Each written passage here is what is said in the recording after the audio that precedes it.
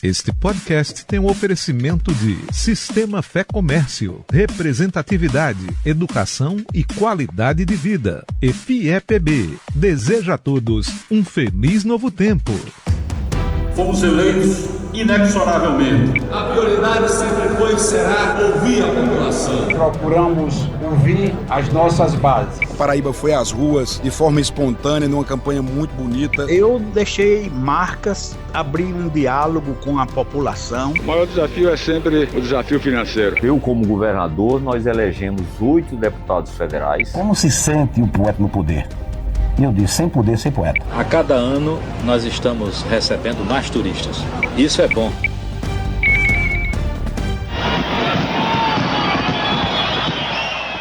Por essa moldura e por esse cenário, o que meus olhos contemplam agora, meu coração registra para a eternidade como um compromisso maior com esta terra, com seu futuro e com seu povo. Imagine o seguinte cenário. Você está num comício político, nada fora do ordinário. Mas as propostas e proposições estão em formato de verso, algo muito distinto do normal desse universo. No centro do palco, há um político que faz poesia e dessa forma ganhou votos e bastante simpatia. Poesias à parte, pelos versos já dá para saber quem é o governador da semana. O ano era 1990 e mudou-se o governante, mas o partido continuava o mesmo. O PMDB conquistou uma vitória eleitoral e levou um guarabirense que virou campinense para o comando do Executivo Estadual. Eu sou Guilherme Bezerra e esse é o podcast Governadores, a história do Executivo na Paraíba. Uma produção original da CBN Paraíba com o Jornal da Paraíba. No episódio de hoje, o governo de Ronaldo Cunha Lima. Ronaldo contempla as 3 vertentes da ideologia política da Paraíba. Ele, de um lado, se faz conservador, não de direita, mas conservador porque ligado a Argemídio Figueiredo. Se faz um populista porque ele tem um favorecimento muito grande junto à opinião pública. Em terceiro lugar, ele é um homem de partido, ele é um homem de centro. Esse é o escritor e historiador José Otávio de Arruda Mello. Dentre vários trabalhos reconhecidos na Paraíba e no Brasil, ele é autor do livro Ronaldo Cunha Lima, A Trajetória de um Vencedor, que nos ajuda a entender melhor a vida dessa figura política tão singular da história paraibana. Ao longo do episódio, o repórter Gustavo Demétrio, do Jornal da Paraíba, vai nos contar alguns trechos desse livro. Constituiu-se então o chamado Parque do Povo, hoje nacionalmente conhecido. Simultaneamente foram revitalizados as festas juninas, criando-se evento de 30 dias, conhecido como o maior São João do mundo. Lá no Parque do Povo, emoção por segundo, no maior São João do mundo! Esse trecho, por exemplo, fala de um dos maiores aparelhos culturais de Campina Grande, que faz sucesso até hoje, e aconteceu na época que Ronaldo era prefeito da cidade, que se tornou o reduto eleitoral dele e de todas as gerações dos Cunha Lima. Inclusive, quem o sucedeu no comando da cidade foi o próprio filho Cássio Cunha Lima. Mas eu conversei com José Otávio sobre o próximo passo de Ronaldo, rumo ao governo do estado. Surgiu a ideia de que o MDB devia recorrer a um candidato histórico na eleição de 1990, um candidato histórico, isto é, um candidato que viesse das fileiras tradicionais do partido. Abre aspas. Estou no ringue. Foram com essas palavras que Ronaldo Cunha Lima se anunciou candidato contra quem viesse pela frente.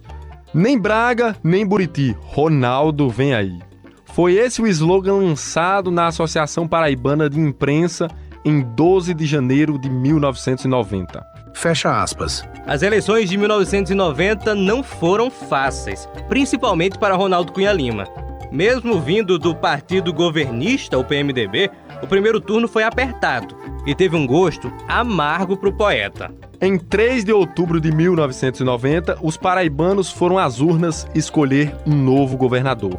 As opções eram o opositor ferrenho aos PMDBistas Wilson Braga, com uma coligação de 7 partidos.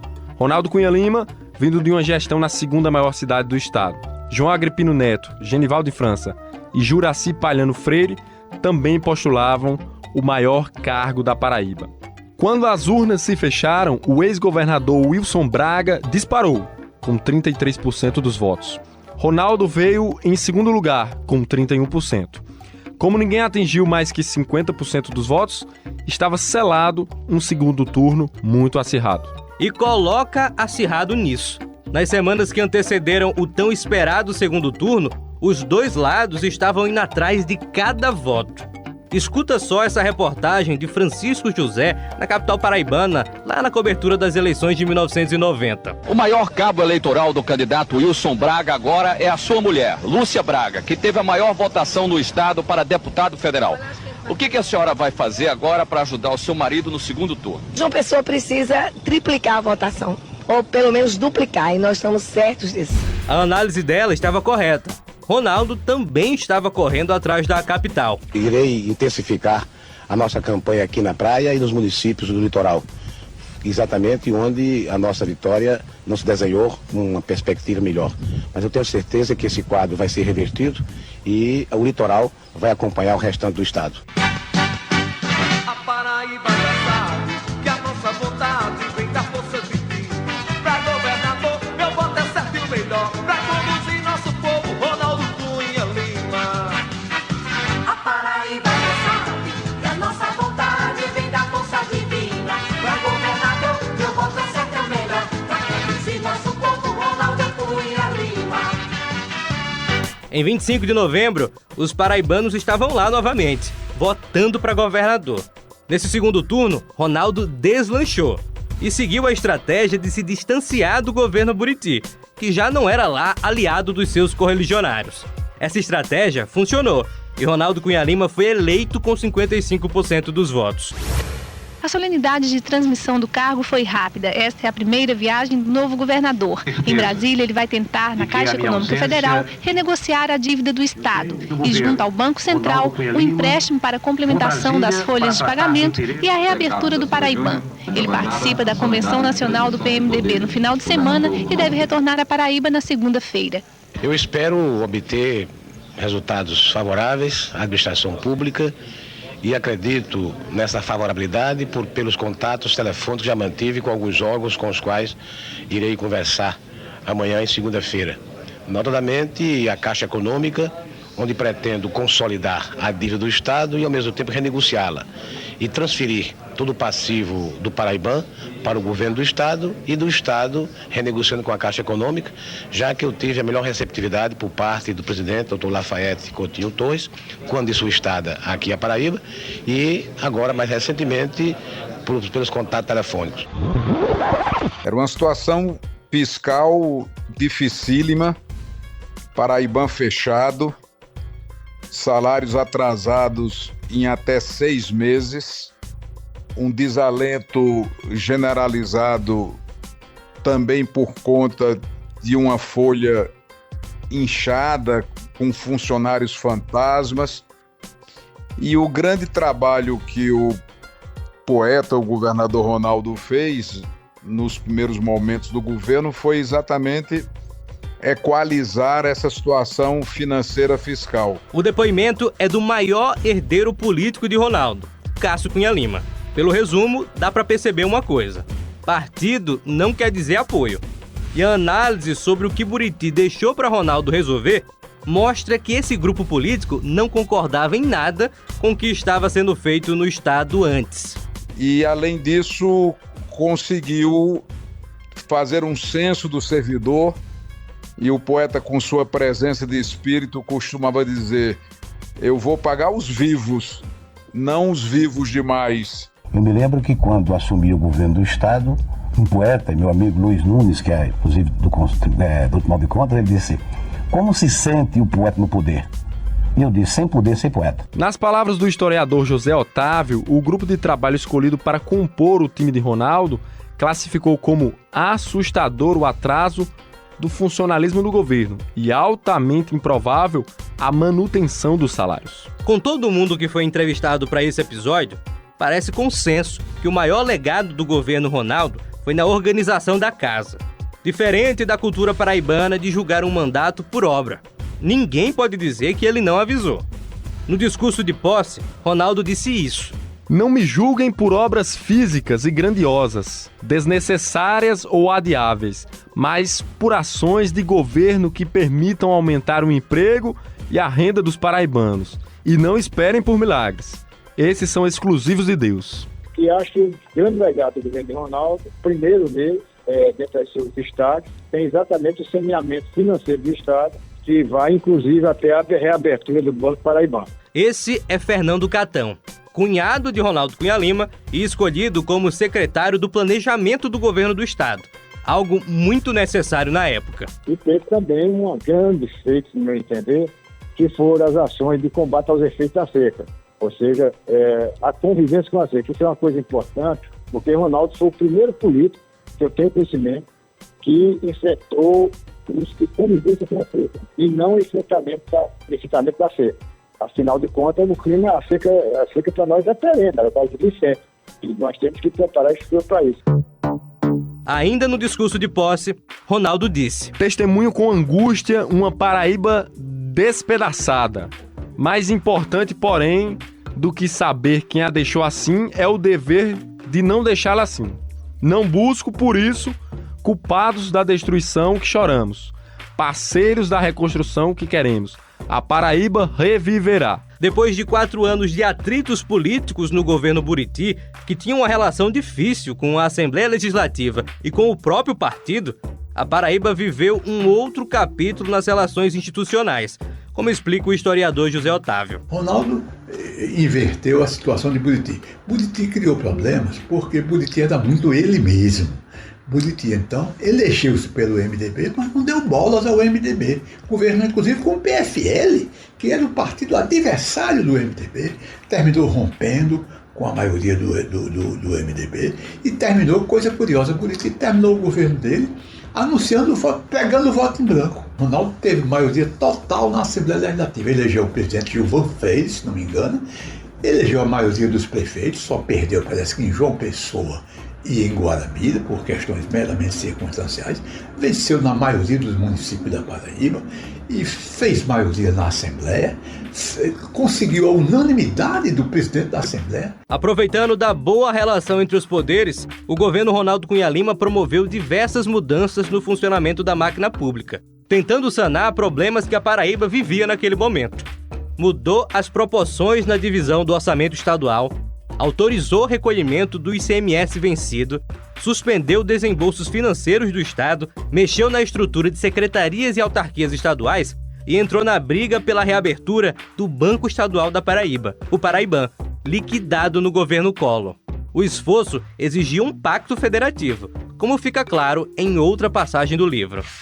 Em fevereiro de 1993, o paraibano Humberto Lucena, então na presidência do Senado Federal, anunciou que já havia sido feita a liberação de 105 bilhões de cruzeiros para permitir a reabertura do Paraiban. O caminho não foi fácil e, como também está escrito no livro, apenas no início de 1994 a luz começou a acender no Paraiban. Aquela Paraíba da década de 90 tem semelhanças, mas era muito diferente do estado hoje em dia. O povo paraibano era muito mais carente e vulnerável.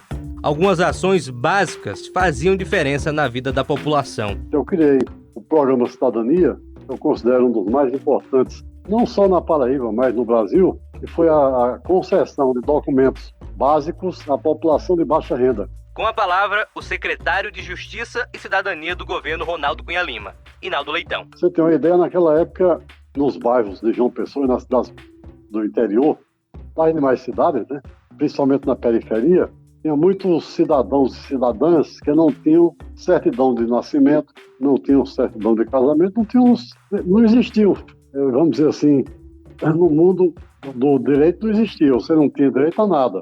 Aí o programa Cidadania, apoiado pelo governador Ronaldo Cunha Lima, e esse programa fornecia certidão de nascimento, carteira de identidade para você exercer o direito de ir e vir, CPF para você participar de algum programa social ou então obter um emprego, né? Enfim, essa documentação que fazia com que nós chamássemos aquela pessoa de cidadão ou de cidadã. Por muito tempo, a boa relação de Ronaldo Cunha Lima com os atores políticos da época garantiram a ele uma tranquilidade como gestor. As crises eram menores, como no momento em que o governo erroneamente anunciou que construiria 1.500 açudes. E o erro no número gerou críticas do deputado Simão Almeida, por exemplo.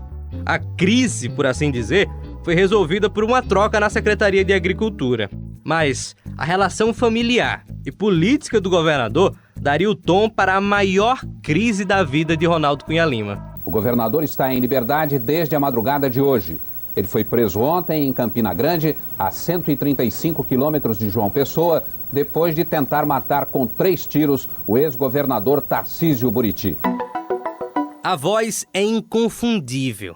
Esse é Sérgio Chapelin, apresentando o Jornal Nacional e chocando o Brasil com a história do governador da Paraíba que tentou matar um rival político. Depois de atirar no ex-governador, Ronaldo Cunha Lima foi preso neste posto da Polícia Rodoviária, na entrada de Campina Grande, a 120 quilômetros de João Pessoa. Na delegacia da Polícia Federal, ele se recusou a prestar depoimento e não quis assinar o auto de flagrante. Foram 8 horas de batalha jurídica, muitos telefonemas para Brasília e um pedido de habeas corpus. O episódio aconteceu em 3 de novembro de 1993. Até hoje, esse é o caso mais lamentado que já aconteceu na política paraibana. Depois de um período de detenção em Campina Grande, Ronaldo Cunha Lima foi para casa. No dia seguinte, chegou a passar mal, mas recebeu a imprensa e deu entrevista aos prantos, justificando o ocorrido. Eu tinha que defender a honra do meu filho e a minha própria vida. O senhor vinha recebendo ameaças, o Cássio Cunha Lima também, de morte? Também. Ele dizia que não perdoava Cássio nem até a 5ª geração. E quando se encontrasse comigo, me matava. A entrevista foi conduzida pelo jovem repórter de Campina Grande, Carlos Siqueira. Hoje, ele é coordenador de jornalismo na TV Paraíba e relembra como foi essa cobertura marcante. A grande palavra que predomina até hoje no jornalismo, né? Perseverança. Muitos jornalistas aguardaram o dia inteiro e a família de Ronaldo dizia, olha, ele prestou depoimento, depois foi para casa para responder em liberdade, porque ele se apresentou espontaneamente, e ele não vai falar com a imprensa. Foi a primeira informação. Ficamos ali, eu me lembro que eram as 8 da manhã, eu fiquei até 11, 11h30. Muitos repórteres foram embora porque um assessor dele chegou e disse que ele não falaria com a imprensa, estava muito abalado com o que tinha acontecido. Afinal, o ex-governador Buriti era amigo dele. E aí eu resolvi ficar. Eu disse, eu vou esperar aqui. Eis que por volta de meio-dia, Cássio Cunha Lima aparece na garagem da casa e eu chamei Cássio e disse, Cássio, eu gostaria de ouvir Ronaldo para saber o que de fato aconteceu. E Cássio dizia, Siqueira, ele está muito abalado. E eu disse, mas é preciso falar nesse instante. Veja se ele não quer falar, por obséquio, por favor. E Cássio foi lá dentro, ver se Ronaldo toparia falar. Não é que ele topou? E aí veio a primeira grande entrevista de Ronaldo. Eu digo grande não pelo tamanho, mas porque era o primeiro depoimento dele e eu consegui com exclusividade para todo o Brasil. Foi uma entrevista onde Ronaldo dizia que não matava nenhuma mosca. Nunca imaginei que um dia eu pudesse ser levado a uma situação dessa. Eu não mato nenhuma mosca. Essa entrevista eu consegui por volta de 12h10, exclusiva dentro da casa de Ronaldo. Ronaldo se tremia por inteiro, ele estava trêmulo e foi um grande furo de reportagem, porque eu consegui essa entrevista exclusiva com Ronaldo logo após esse fato. E depois ele não falou mais sobre o assunto, porque se recolheu e não concedeu mais entrevistas à imprensa. É regular o estado de saúde do ex-governador Tarcísio Buriti, 30 horas depois de ter sido ferido a bala pelo governador Ronaldo Cunha Lima. O último boletim médico saiu agora há pouco. O último boletim médico divulgado pelo cirurgião Augusto Almeida sobre o estado do ex-governador Tarcísio Buriti diz que ele está consciente, respira espontaneamente através da traqueostomia que foi feita ontem, se alimenta com soro e tem as funções cardíacas normais. não há risco de vida e a equipe continua descartando a possibilidade de uma cirurgia para retirar os estilhaços da bala alojados nas áreas do tórax e abdômen. Nos escritos por José Otávio, o historiador narra uma história de rivalidades e informações desencontradas que levaram ao ato violento. O repórter Gustavo Demétrio nos conta. Abre aspas. Reconhecidamente ligado aos filhos, Ronaldo Cunha Lima encontrava-se deprimido com as críticas do bispo Júlio Paiva ao ex-superintendente da SUDENE, Cássio Cunha Lima. Estas alcançaram o clímax na tarde da véspera, quando, de acordo com o engenheiro Fernando Catão, um carro de som contornou o Palácio da Redenção, repetindo acusações.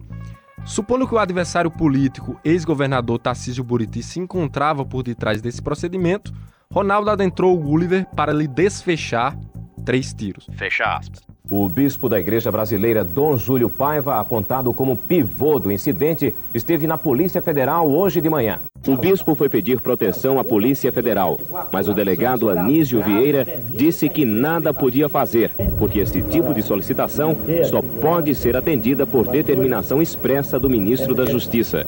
O bispo, no último programa do PMN em rede nacional, fez graves acusações contra o governador e o filho dele, superintendente da SUDENE, Cássio Cunha Lima. O Superior Tribunal de Justiça pediu um prazo de 10 dias para julgar o pedido de habeas corpus, mas o governador Ronaldo Cunha Lima, espontaneamente, pediu afastamento do cargo também durante 10 dias. E só depois do julgamento do inquérito policial é que a Justiça vai decidir se ele perde ou não o mandato. Com o afastamento temporário de Ronaldo Cunha Lima, o vice Cícero Lucena assumiu o governo do estado. Nós faremos a nossa parte como governante, nós faremos a parte de guardar e de preservar as instituições legais e constitucionais, mas esperamos também a compreensão, a participação daqueles outros que tenham interesse, que tenham responsabilidade no sentido de que a normalidade continue no nosso estado, até porque nós temos problemas que é de conhecimento de todos, problemas do dia a dia que precisam ser tocados, precisam ser gerenciados. Mas isso não durou muito. A biografia de Ronaldo Cunha Lima diz, abre aspas, dispondo de maioria na Assembleia, o PMDB rejeitou, por 26 votos contra 2, o pedido de licença para processar o governador e também a convocação extraordinária para discussão do episódio. O governador reassumiu o governo em 26 de novembro de 93, menos de um mês depois do ocorrido. Numa carta aberta aos paraibanos, agradeceu as preces e as diversas manifestações de quem, abre aspas, preferiu julgar mais que a dramaticidade de um gesto, a coerência de uma vida. Fecha aspas. O ato dividiu a opinião pública na época e deixou sua marca no povo da Paraíba, que lembra com um gosto amargo do que aconteceu naquele dia em João Pessoa. Depois disso, a saúde do ex-governador Buriti nunca mais foi a mesma. Dali em diante, Ronaldo conviveu até o fim da vida, em 2012, com o fantasma desse rompante violento. Essa questão vai acompanhar Ronaldo até o fim da vida, porque ele conseguiu neutralizar, ele tinha bons advogados, conseguiu neutralizar o processo, mas o processo ficou andando. E no final do governo, ele teve de renunciar ao mandato de deputado federal. Ele já tinha sido aí eleito senador, já tinha sido deputado federal 2 vezes, mas teve de renunciar ao mandato de deputado federal por causa exatamente das repercussões do caso do Gulliver. Ronaldo Cunha Lima renunciou ao governo da Paraíba em 1º de abril de 1994 para disputar o Senado Federal nas eleições daquele ano. Ele foi eleito em primeiro lugar, com quase 27% dos votos. Depois, foi ainda eleito 2 vezes deputado federal, até renunciar ao cargo e viver fora da política até o falecimento, em 2012. No comício, eu disse, me lembro que eu tenho lá gravado, eu disse, e agora Campina que eu me dobre, para pedir no meu verso pobre um pouco de clemência de paixão. Não destruas a minha mocidade, matando meu ideal de liberdade e ceifando esta grande ilusão. Sou candidato e é um grande sonho. Matá-lo é triste, tétrico e medonho, meu pesar mais negro e mais profundo. Derrotado, sairia em desatino, criatura vagando sem destino, uma alma perdida pelo mundo. Dá-me, Campina, esta oportunidade de te servir com a minha mocidade e de lutar com a minha rebeldia. Eu te peço do amor sentindo o açoite, mais um pouco de luz para a minha noite, mais um pouco de sol para o meu dia. Entre erros e acertos, assim governou o poeta, fazendo uma gestão de concertos. Notório político de Campina, transformou em rotina declamar versos, deixando assim um público imerso nos dizeres do artista que cravou seu nome na lista dos políticos que geraram paixão e ocuparam o Palácio da Redenção. Esse é o podcast Governadores, a história do Executivo na Paraíba. Esse episódio foi apresentado e escrito por mim, Guilherme Bezerra. A produção foi minha e de Gustavo Demétrio, que também fez as reportagens do episódio. A edição de áudio é de André Bezerra e a supervisão é de Laércio Cerqueira. Para a composição desse episódio, contamos com a ajuda do SEDOC da Rede Paraíba de Comunicação, com pesquisa de Vanessa Alves, Cibele Vanderlei e Giovana Ferreira. Foram usados áudios da TV Cabo Branco, TV Globo, TV Senado e TV Universitária da Universidade Federal do Rio Grande do Norte. Também contamos com a ajuda de Lauriston Pinheiro, que nos auxiliou no contexto histórico e na organização desse episódio. No próximo episódio, o início da jornada política de um personagem pouco conhecido na época, o vice que assume o fim do governo. Você vai ser governador, se você quiser, você deixa depois a política. Não sabe ele que não dá para deixar, né? O mandato de Cícero Lucena como governador da Paraíba. Este podcast tem um oferecimento de Sistema Fé Comércio, representatividade, educação e qualidade de vida. EFIEPB deseja a todos um feliz novo tempo.